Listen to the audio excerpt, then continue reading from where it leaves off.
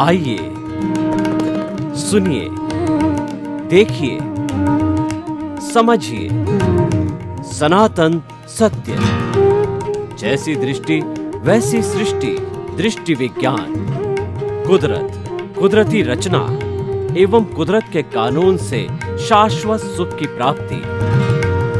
जोधपुर के परम पूज्य महात्मा उपासक प्रोफेसर डॉक्टर सोहन राज तातेड़ के निर्देशन में सनातन सत्य। जैसी दृष्टि वैसी सृष्टि, दृष्टि विज्ञान।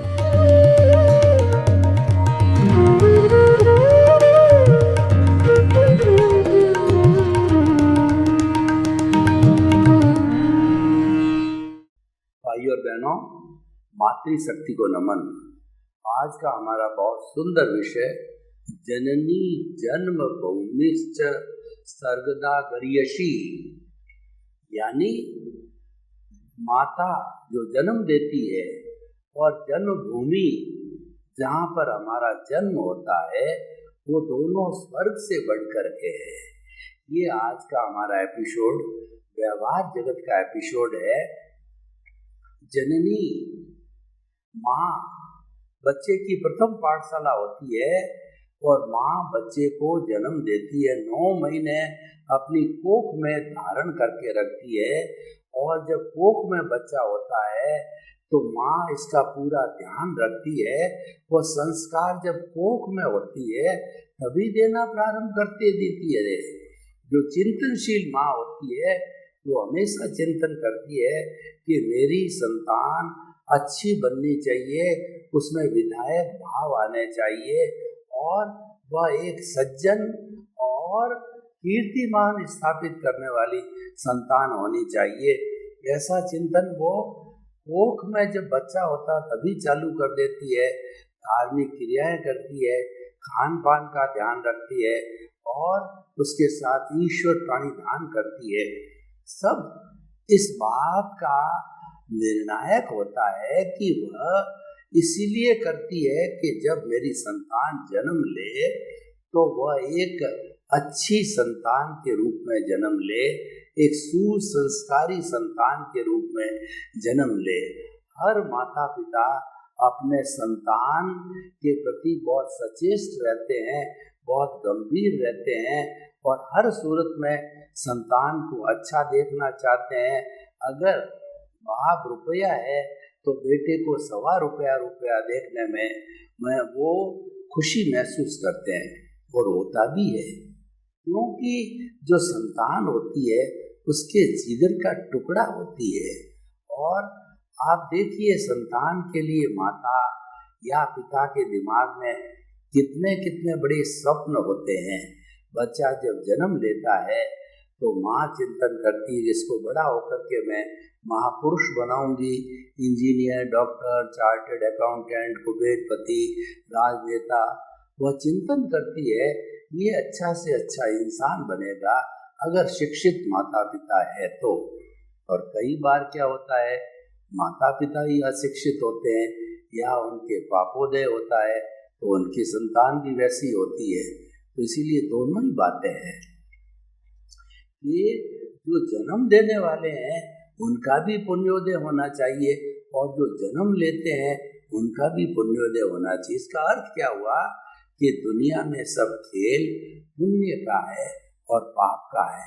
पुण्य के द्वारा शोहरत मिलती है, सुविधा मिलती है और व्यक्ति को यश मिलता है और पाप के द्वारा सब तकलीफें ही तकलीफ हैं, सब कठिनाई है। जैसे कि बॉम्बे जैसे बड़े शहर के अंदर बड़ी बड़ी अट्टालिका है, उसके ठीक नीचे झुग्गी झोंपड़ी है। अब दोनों इंसान हैं, दोनों का कंपैरिजन करो तो अट्टालिका वाले सुख सुविधा में रहते हैं, ऐश आराम में रहते हैं, एसी में रहते हैं, अच्छा खाना पीना करते हैं, उनके पास गाड़ियाँ होती है, धंधा होता है और खूब ऐश आराम के साथ में जिंदगी यापन करते हैं क्योंकि उनके पुण्योदय है। अब झुग्गी झोंपड़ी पे आ जाइए कि वहाँ पर तो है बराबर जितने भी सदस्य है उनको सोने को पूरी जगह नहीं मिलती है, सर्दियों के अंदर ओढ़ने को कंबल वगैरह नहीं होती है और मच्छर वगैरह काटते हैं। बरसात के दिन में पानी टपकता है, 2 जून की रोटी भी बराबर नहीं मिलती है, वो आपस में झगड़ते हैं, कलह होते हैं और बराबर धंधा भी नहीं होता सबका। तो इस तरीके से ये सारा पुण्य और पाप का खेल है और ये हम पीछे से लेकर के आते हैं। जो इस जन्म के अंदर हमको जितना भी प्रारब्ध और उदय मिलता है, उन सब का जो है मूल कारण हमारा पिछले जन्म का उपादान होता है, पिछले जन्म का क्रिएशन होता है। पिछले जन्म की जो ध्वनि है वही इस जन्म के अंदर प्रतिध्वनि मिलती है। पिछले जन्म के जैसे भाव कर्म होते हैं, इसी जन्म में हमको वैसे जो है द्रव्य कर्म मिलते हैं, जो कि प्रारब्ध और उदय में जाकर के और हमको सुख दुख की अनुभूति कराते हैं।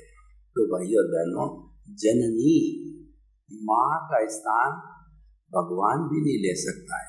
आपने बहुत सी गाड़ियों के पीछे या संस्थाओं के पीछे में देखा होगा माँ की दुआ, यानी माँ जिसने कि अपने कलेजे के टुकड़े को जन्म दिया है, उसकी दुआ बहुत काम करती है, उसका आशीर्वाद बहुत काम करता है। माँ बाप होते हैं वो संसार के भगवान होते हैं। माता हमेशा जो है जो आने में सोती है, बच्चे को सूखे में सुलाती है कि बच्चे को कहीं निमोनिया न हो जावे, ठंड नहीं लग जावे, उसकी पूरी देख रेख करती है।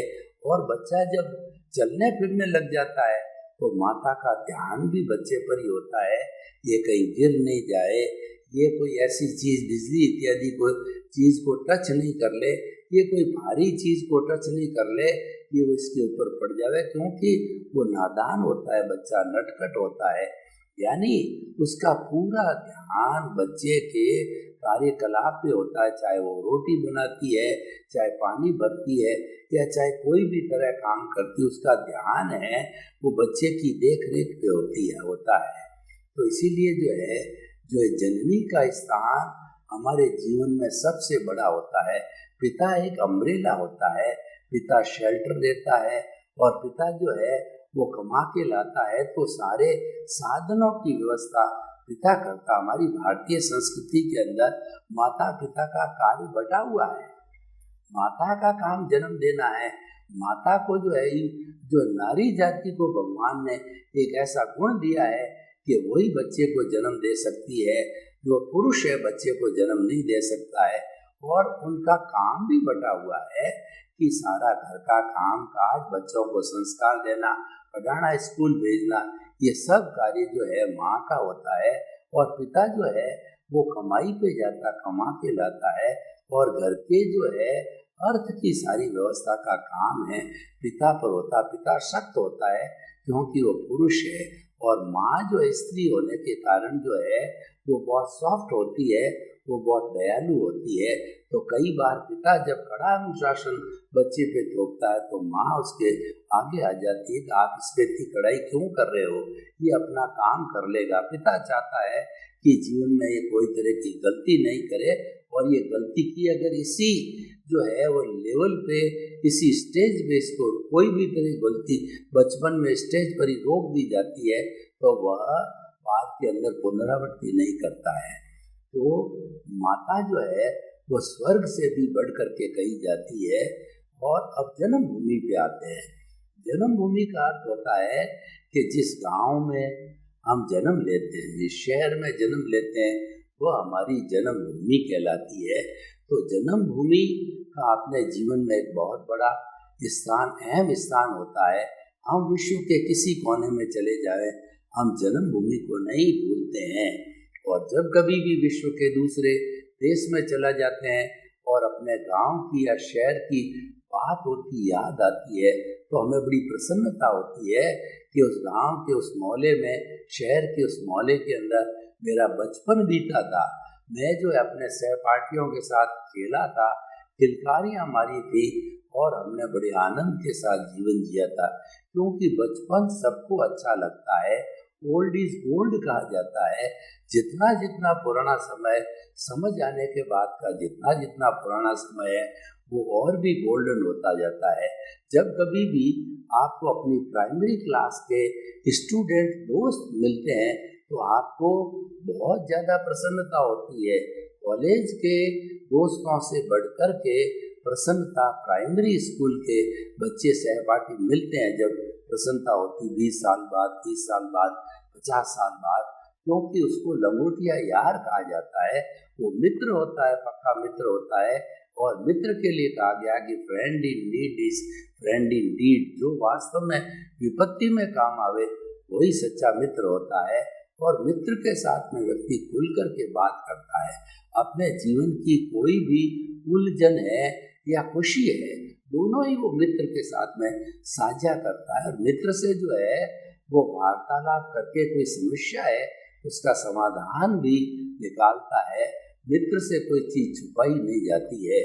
कई बार हम देखते हैं कि बच्चे जब बड़े हो जाते हैं, चाहे लड़की हो चाहे लड़का हो, तो उनके एंगेजमेंट वो अपने माता पिता को खुल के कोई बात नहीं कहते हैं या एंगेजमेंट शादी नहीं करना चाहते हैं, तो यह कार्य उसके मित्रों को या सहेलियों को सौंपा जाता है। हमारे इतिहास के अंदर आता है तो वो उसको मनाते हैं कि भाई जीवन का जो है ये गृहस्थ जीवन या संन्यास जीवन दोनों रास्ते हैं। तो आपकी उम्र हो चुकी है तो एक न एक रास्ता तो आपको अपनाना ही पड़ेगा, क्योंकि जो व्यक्ति संन्यास की ओर जाना चाहता है वो तो समय जब शादी के पूर्व भी जो त्याग कर लेता है कि मैं शादी नहीं करूँगा, क्योंकि वो मोड़ होता है।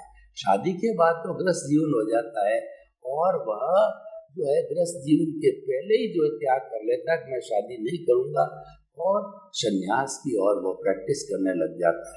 तो भाई और बहनों, जन्मभूमि का ऋण उतारने के लिए हमारे जितने भी जल सेना, थल सेना और जो वायु सेना उसमें लोग भर्ती होते हैं और अपनी जान हथेली पर रख करके बॉर्डर के ऊपर जहाँ पर कि दुश्मन तैनात रहता है और दुश्मन हमारे साम्राज्य की जो है वो जो सीमा रेखा है उसके भीतर घुस जाता है, तो उसके अंदर वो जो है झपटते हैं उनके ऊपर सोल्जर्स के रूप में, अपनी जान भी गंवा देते हैं, शहीद हो जाते हैं, लेकिन फिर भी अपनी ड्यूटी पूरी करते हैं, क्योंकि ये जो है उनका जन्मभूमि के प्रति लगाव है कि भारत मेरी जन्मभूमि है, भारत मेरा देश है, इसके में रहने वाले भाइयों को किस तरह से संकट में डाल देता हूँ। जब यहाँ पर हम बड़े बड़े त्योहार मनाते हैं, होली है, दीपावली है और जो कहना चाहिए रक्षाबंधन इत्यादि, उस समय हमारे शहीद लोग हैं वो शरदों के ऊपर जो है खून की गोलियां खेलते हैं। कई बार वो अटैक कर लेते हैं जो दुश्मन वाले और जो है शहीद पर और दूसरा सीमा पर काम करने वाले जो सोल्जर्स को जो है वो मार भी देते हैं, तो शहीद हो जाते हैं। तो इस तरीके से जो है जन्मभूमि जो है वो हमारी ईश्वर से भी बढ़ कर के है, इसीलिए हम उसके प्रति समर्पित है और हम समझते हैं कि उसका ऋण है हमारे ऊपर। माता का भी ऋण है, जन्मभूमि का भी ऋण है। वह हम जन्मभूमि का ऋण है उस भूमि के लिए कुर्बान होकर के उतार सकते हैं, या फिर हम सिविलियन हैं तो हम लोग उस जन्मभूमि के ऊपर जो है शिक्षा, चिकित्सा, रोजगार, लूले, लंगड़े, अपाहिज, मूक, बधिर और जो आपके अनाथ और जो कहना चाहिए कि अनाथ और जो विधवाएं ऐसे अभावग्रस्त लोग हैं, उनके लिए हम सुविधा करके और हमारा जो है वो मातृभूमि का ऋण उतार सकते हैं। तो दोनों ही रास्ते हैं। शरदों के ऊपर हम डट करके मुकाबला करके और वो हम अपना मातृभूमि का ऋण उतार सकते हैं, या हम उनके बीच में रह के उनकी सेवा करके और उनके लिए वो है धन की सेवा करके और अपना ऋण उतार सकते हैं। दोनों ही अच्छे हैं। तो ये जो हमारी भारतीय संस्कृति का जो है सबसे बड़ा चिंतन है कि माता और जो हमारी जन्मभूमि दोनों स्वर्ग से भी बढ़ कर के है। ये कॉन्सेप्ट भारत के अंदर है, क्योंकि हमारे में अध्यात्म के बीज है वो प्रारंभ से बोल दिए गए हैं। भारत है एक आर्यों की संतान है भारतवासी। तो आर्यों ने हमको जितने भी संस्कार दिए थे वो सब अध्यात्म के संस्कार दिए थे। अध्यात्म के संस्कार होते हैं वो जीवन के अंदर परिवर्तन लाते हैं, जीवन को अच्छा बनाते हैं और जो दुनियादारी के या संसार के जो जो संस्कार लेते हैं, अगर वो अच्छे संस्कार हो तो ठीक है, लेकिन कुसंस्कारों से जो है व्यक्ति जो है वो गलत दिशा में चला जाता है।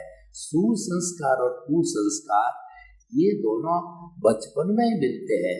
अगर आपके माता पिता अच्छे हैं तो हमको सुसंस्कार देंगे, और अच्छे नहीं हैं तो हमको कुसंस्कार उनके जीवन से मिल जाते हैं।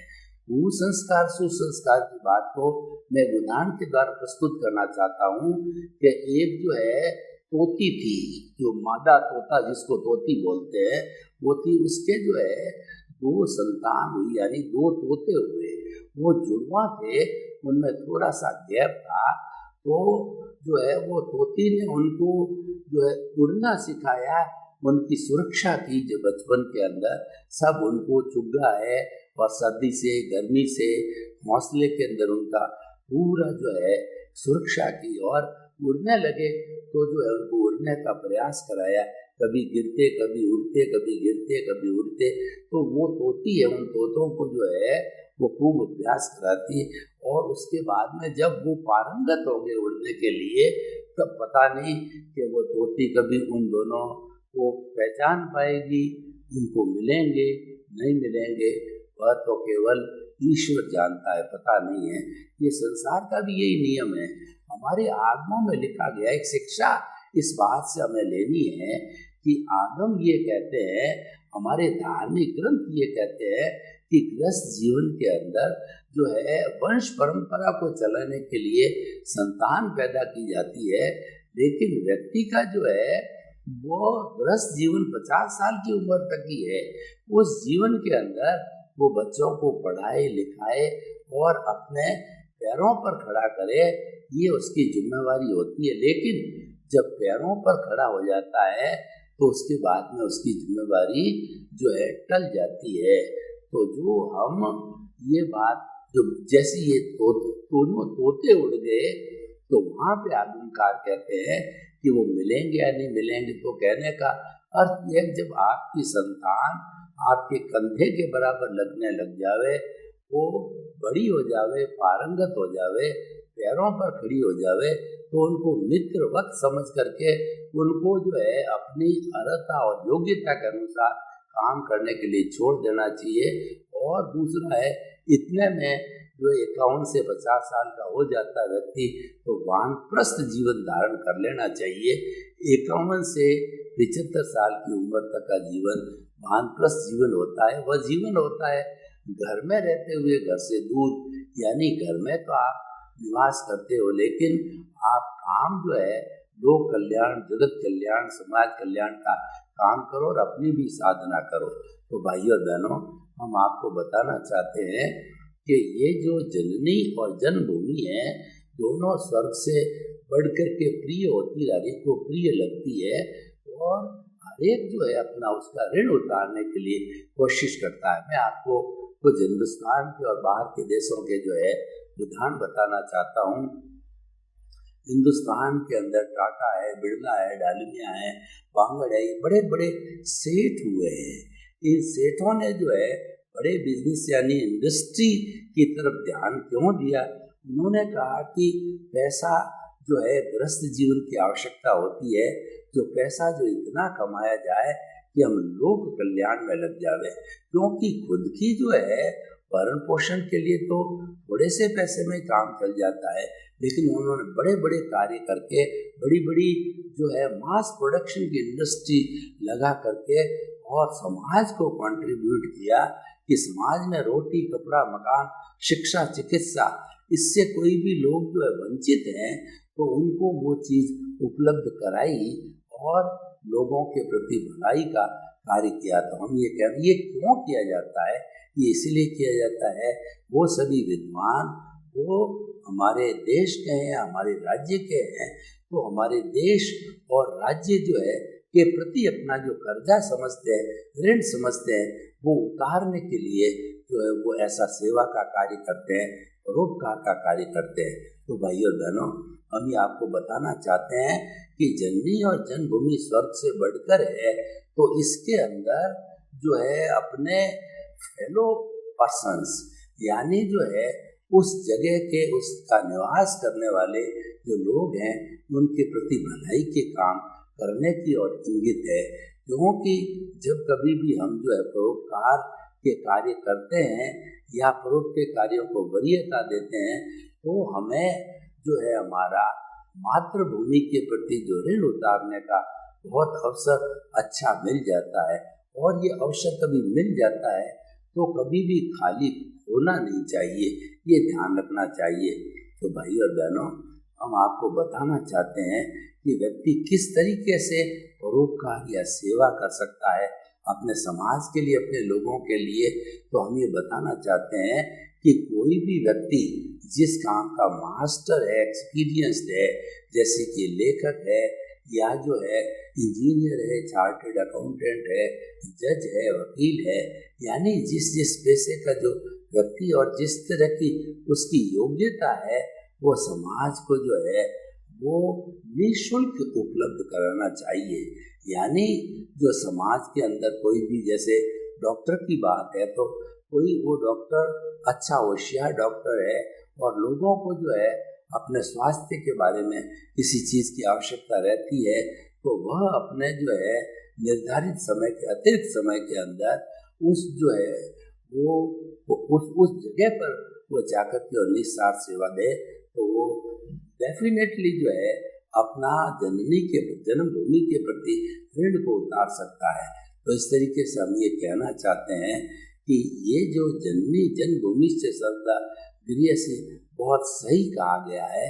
और जब हम जन्मभूमि से बाहर जाते हैं और उस वक्त के अंदर जन्मभूमि के प्रति काम करने का कोई मौका मिलता है तो हमको बड़ी आह्लाद की अनुभूति होती है कि मैं मेरे जन्मभूमि को सर्व कर रहा हूँ और वो भी जो है वो मेरी जन्मभूमि का विकास हो और वो हमारी जन्मभूमि जो है लोगों के लिए भलाई के कार्य करे, तो वैसा हम चिंतन करने लग जाते हैं।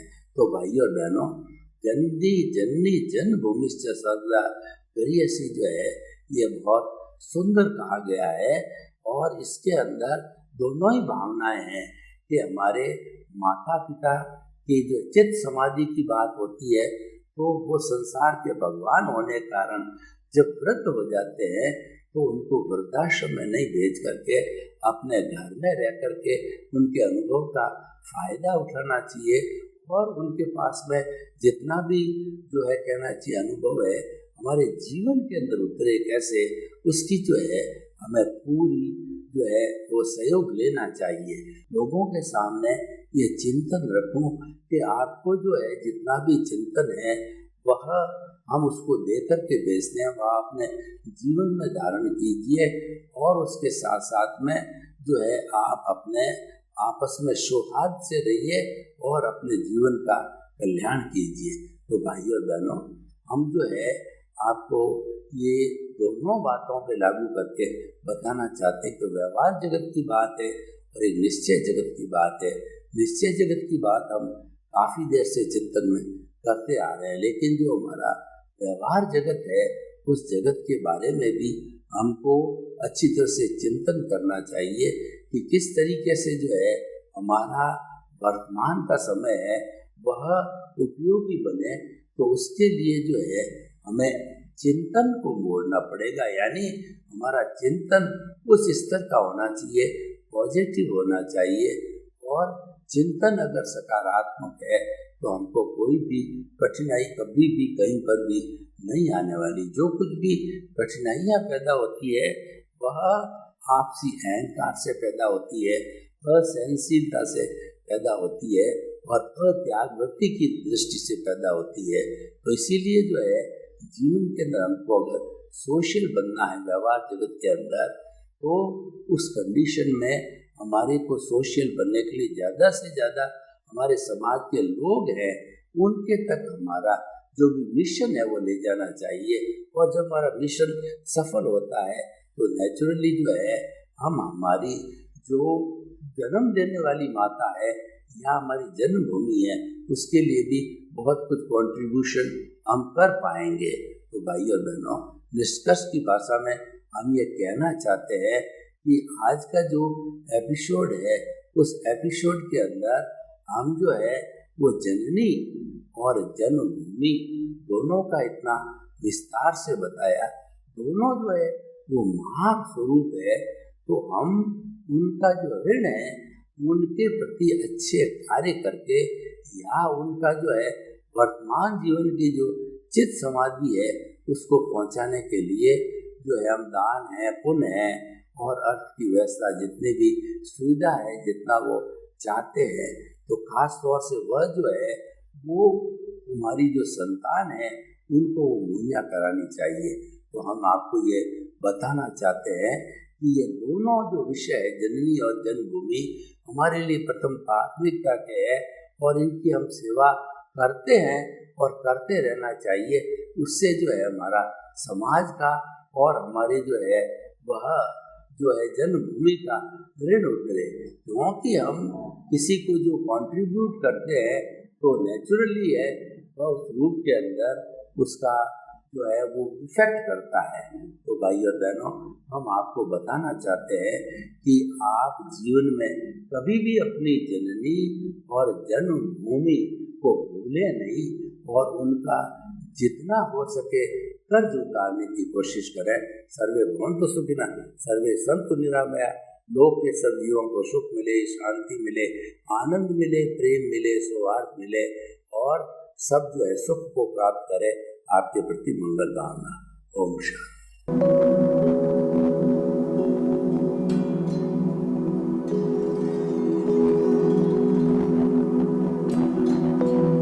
एक ऐसा अंतर्राष्ट्रीय ख्याति प्राप्त मानव जो गुरु प्रेरणा से पिछले 20 वर्षों से वानप्रस्थ जीवन जीते हुए 24 घंटे मानवता की सेवा में संलग्न है।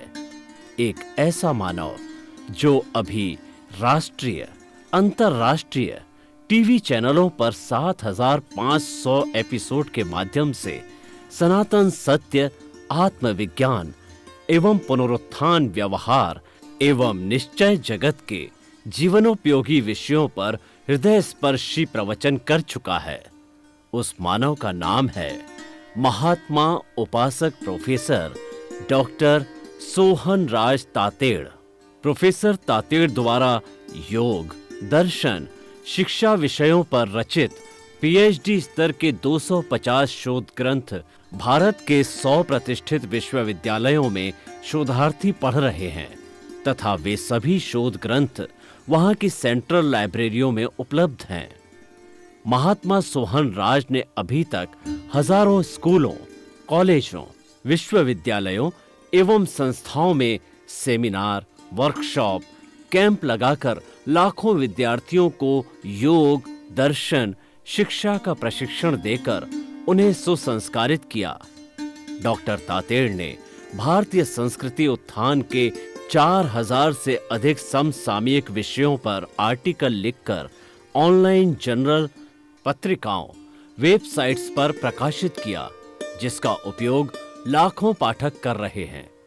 उपासक तातेड़ के 5000 से अधिक आज का सुविचार, आज का शुभ संदेश, आज का मंगल भावना योग आदि चिंतन websites, Twitter, blogger, Facebook, YouTube माध्यमों से लाखों लोग अपना जीवन निर्माण कर रहे हैं।